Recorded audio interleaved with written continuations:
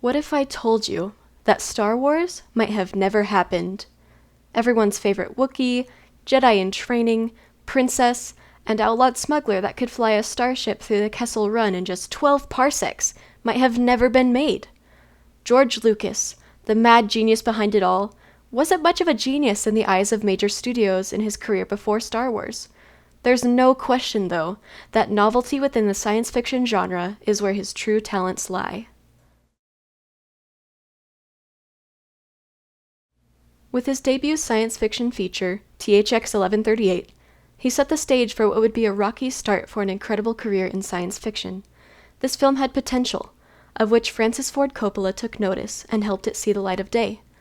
Alexander Larman explains that Coppola was the charismatic showman that Lucas needed to get the film off the ground and into the minds of studio executives, while Lucas, himself, was the brilliant visual stylist, just too shy to really get his voice anywhere. Even Steven Spielberg took notice, saying that the film was one of the greatest science fiction films he had ever seen.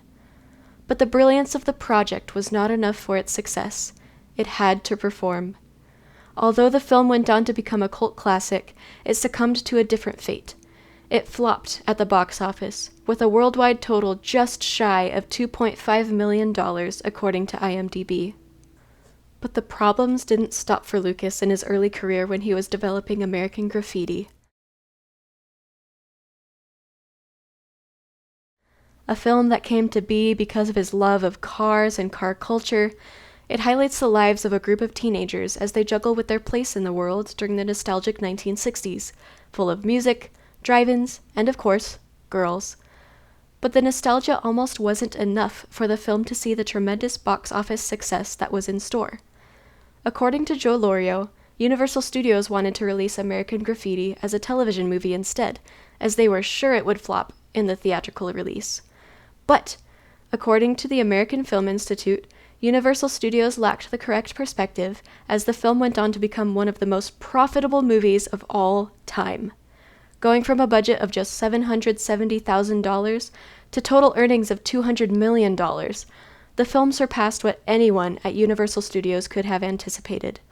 If that's proof to anyone that George Lucas is a visionary man, I don't know what is. Moving to create Star Wars was a lengthy process, full of day-long writing sessions locked away in his room and writing down character names and species in a notebook he carried with him. According to Grace Felder, the 3-draft writing process spanned pitch after pitch, to which 20th Century Fox eventually took a liking to the idea and gave Lucas a chance.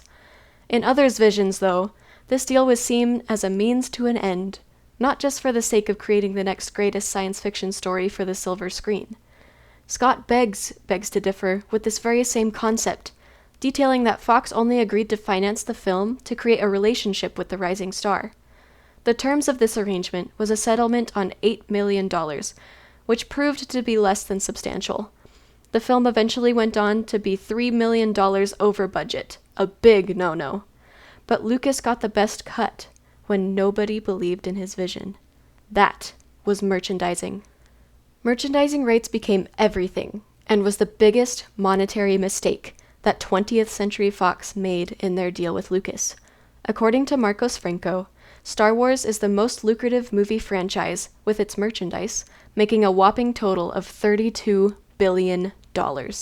That's billion, with a B.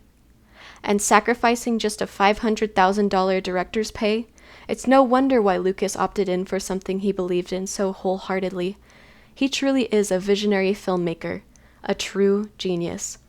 But true geniuses are never discovered until the world sees the momentous moguls that they truly are.